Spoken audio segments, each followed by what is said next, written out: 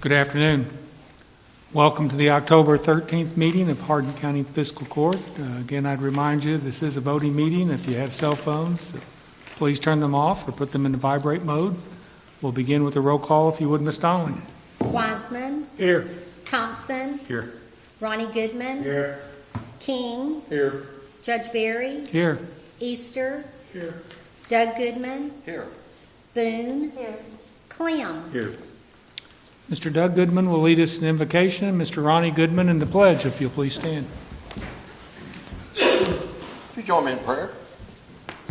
Dear God, our Heavenly Fathers, we're assembled today. We're most thankful for this beautiful day you bestowed upon us. We ask you to bless our caregivers that are on the front lines today, our doctors, our nurses, police, firefighters, and emergency personnel. We ask you to guide us in our decisions today, and may our decisions be for the best of this county. For this we ask in Jesus' name. And all God's people said, Amen. You join me in pledge. Pledge allegiance to the flag of the United States of America and to the republic for which it stands, one nation, under God, indivisible, with liberty and justice for all.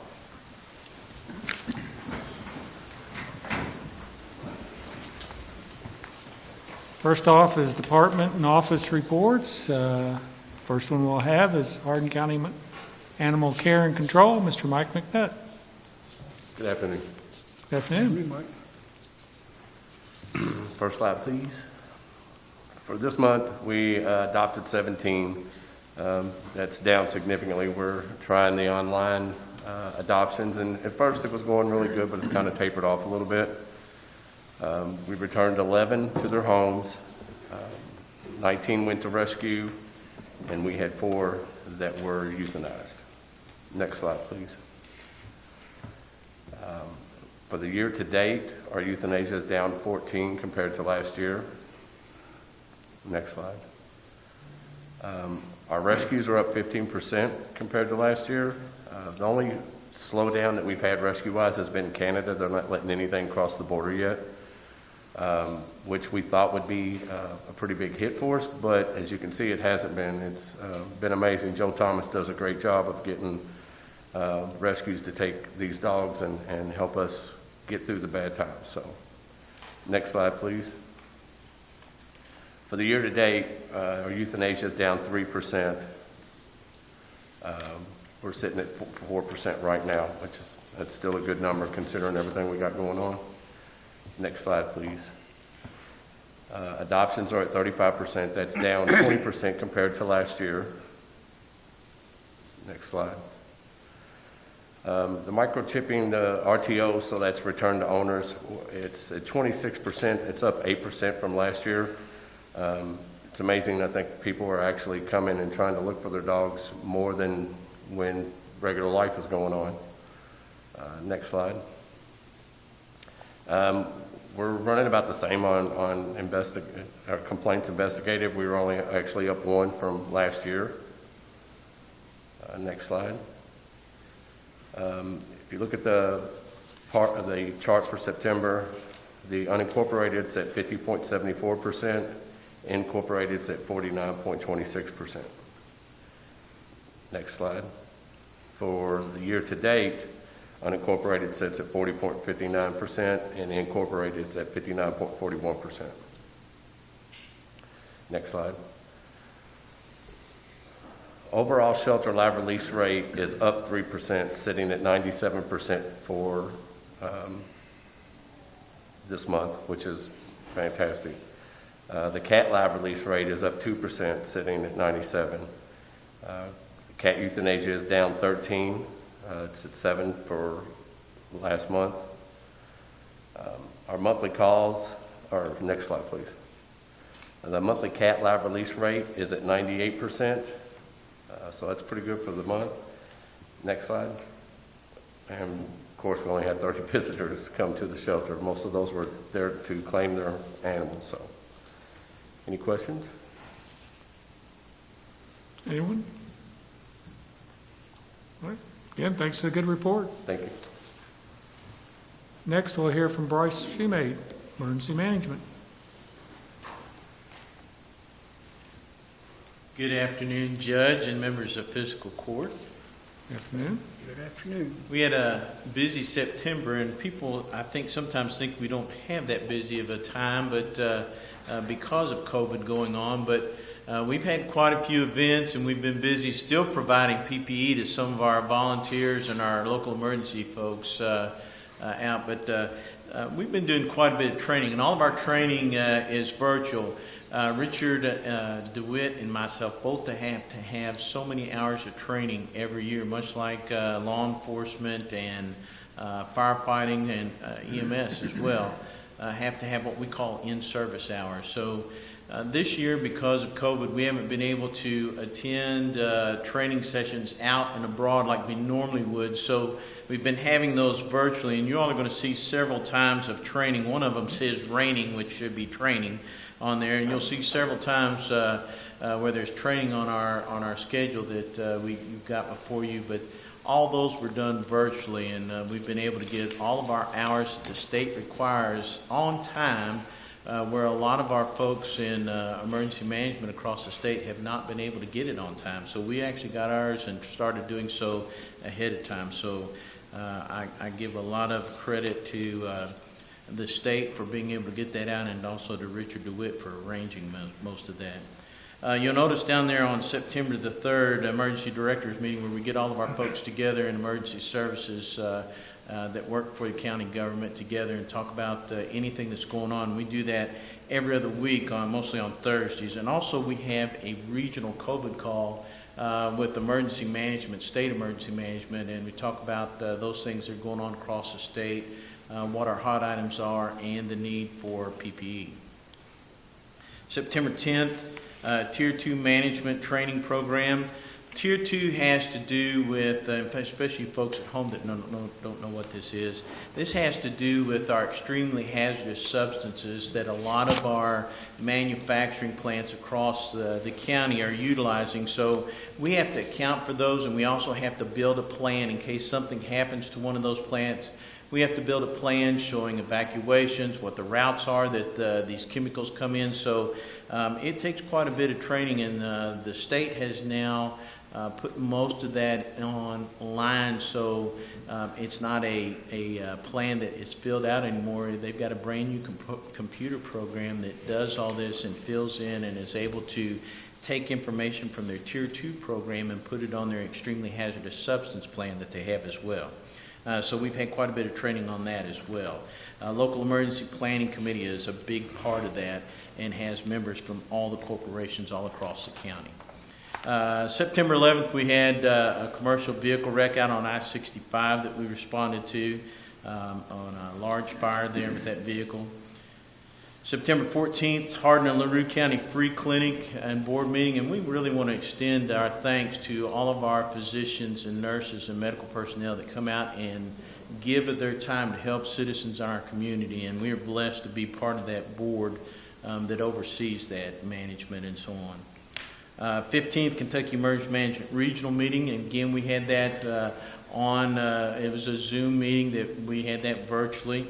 Hospital Corporation Executive Committee, another committee that we are a part of that actually gives us quite a few pieces of equipment to utilize in our county that are also deployable. So we get the use of that piece of equipment, and if something happens across the state, we can deploy this piece of equipment. But thank goodness it doesn't just sit in storage. We actually get to use it. 17th, again, another emergency directors meeting. More Tier 2 management training, Hospital Corporation meeting, Emergency Services Committee meeting, 23rd Emergency Management Grant Update Training, and that has to do with our monies that we get every year from FEMA that's funneled through the state emergency management. We have to be able to plan that out and show that we're utilizing those monies properly. September 24th, Search and Rescue Alert Notification Procedure through our Zoom training. 25th, another wreck, and Mr. Clem, it seems that some of these wrecks we're seeing quite a bit is due to driver inattention, as you talk about quite often. We also had that's not on here, we had a missing person this past month. It was a 6-year-old child who was hiding in a garage, and I want to extend our thanks to the Hardin County Sheriff's Office. They actually sent 6 sheriff's deputies to help us while we were looking for that young man, and it appears that he was actually hiding from his parents, and he knew exactly where he was. He wasn't missing. So, but I want to give a thanks to the sheriff's office for sending their folks out and helping us. September 29th, we had an emergency management cyber security tabletop exercise. And on the 30th, we actually had our Kentucky Emergency Management come to our site via Zoom and inspect all of our paperwork and all the things that we've been doing over the last year. They said that it took us 30 minutes. 10 minutes of that was looking over our paperwork that we get in on very timely. And again, I want to thank my deputy, Richard DeWitt, because he keeps up with a lot of that. We spent 30 minutes on the call. Most of that was 20 minutes of just shooting the breeze, talking back and forth. It took about 10 minutes to actually inspect, and they said that was extremely quick. They wished all of the agencies were that well at doing that. Siren test for this month, October 13th, Hardin County Dispatch, the 27th, Elizabethtown Fire Department. And Judge, if I may, I want to share a little thing from the Sentinel, the Radcliffe newspaper. They always, if y'all look on there, they always have what happened in the past 25 years or 25 years ago. So they were putting that, they actually put this in the 25 years ago segment. But it says the week of October 8th, 50 years ago, 1970, Hardin County government voted to have a full-time EMS service. And I thought that was really cool. So last week, we actually had 50 years of having a full-time EMS service, and what a great service that we are blessed to have in our county. That's it, Judge. That's all I have. Questions for Bryce? All right. Appreciate it. Thanks. We'll move on to item 3 then. It's ordinances, agreements, and resolutions. We have 2 today. The first is item 3A, resolution number 2020-139. It's approving the acceptance of McMillan Loop cul-de-sac into the Hardin County road system. I think this was discussed at the Public Works meeting. Mr. Goodman, I think you were chair that day. Yes, move to approve it, Judge. Second. Motion on Mr. Doug Goodman, second by Mr. Thompson. Any discussion? It was one of the best meetings I've attended, I think, this year. One of the quickest, probably. All right, any other comments? Hearing none, Ms. Donnelly. Thompson, Yes. Ronnie Goodman, Yes. King, Yes. Judge Barry, Yes. Easter, Yes. Doug Goodman, Yes. Boone, Clem, Yes. Wiseman. Yes. Item 3B is resolution number 2020-144. It's approving the 2020-2021 budget year Kentucky Department of Agricultural Spay and Neuter Grant application. As you all are well aware, this is something that we do each year. It's in the amount of $2,500 this year, a 50-50 matching grant, and it is budgeted. Second. Motion by Ms. Boone, second by Mr. Doug Goodman. Any discussion? Hearing none, Ms. Donnelly. Ronnie Goodman, Yes. King, Yes. Judge Barry, Yes. Easter, Yes. Doug Goodman, Yes. Boone, Clem, Yes. Wiseman, Yes. Thompson. Yes. And that brings us to item 4, which is the consent agenda. It was included in your packet. Are there any additions, corrections that need to be made? Move approve. Second. Motion by Mr. Clem, second by Mr. Wiseman. Any comments or discussion? Hearing none, Ms. Donnelly. King, Yes. Judge Barry, Yes. Easter, Yes. Doug Goodman, Yes. Boone, Clem, Yes. Wiseman, Yes. Thompson, Yes. Ronnie Goodman. Yes. That brings us to item 5, which is magistrates' comments and concerns. We'll start today with Mr. King. Judge, I have no comments. All right, Mr. Ronnie Goodman. And Mr. Thompson. No comments. Mr. Wiseman. I've got a couple, Judge. With the household hazardous waste event will be this Saturday, October the 17th, from 8 a.m. to 2 p.m. at Mathosa on Black Branch Road. Excuse me. This is for Hardin County residents only. And the the Solid Waste Committee will be next Monday, the 19th at 3:30. It'll probably be in this room right here, because covered up over next door. Yes. That's it. All right. Mr. Clem? Just only don't drink and drive, don't text and drive. All right, Ms. Boone? Yes, the Resources Committee meets next Tuesday, that's on the 20th at 3 p.m., and that'll probably be in this room also. Mr. Doug Goodman? I have no item, Judge. Mr. Easter? I have no idea. Ms. Donnelly? Yes, if you would like to vote early, that started today. That will go Monday through Fridays through November the 2nd will be 8 to 4. Saturdays, starting this Saturday, will be 7 a.m. to 11 a.m. So if you're interested in voting early, come on in at Hardin County Government Building, at the Hardin County Clerk's Office.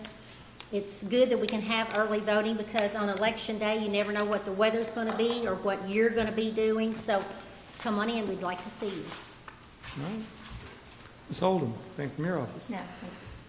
And just remind everybody that the next meeting of Hardin County Fiscal Court is at 3:30 in the afternoon on October 27th, right here in the courtroom. Is there anyone else, anything else for us today? If not, a motion would be in order for us to adjourn. So moved. Motion by Mr. Clem, second by Mr. King. If there's no objection, hearing none, we stand adjourned.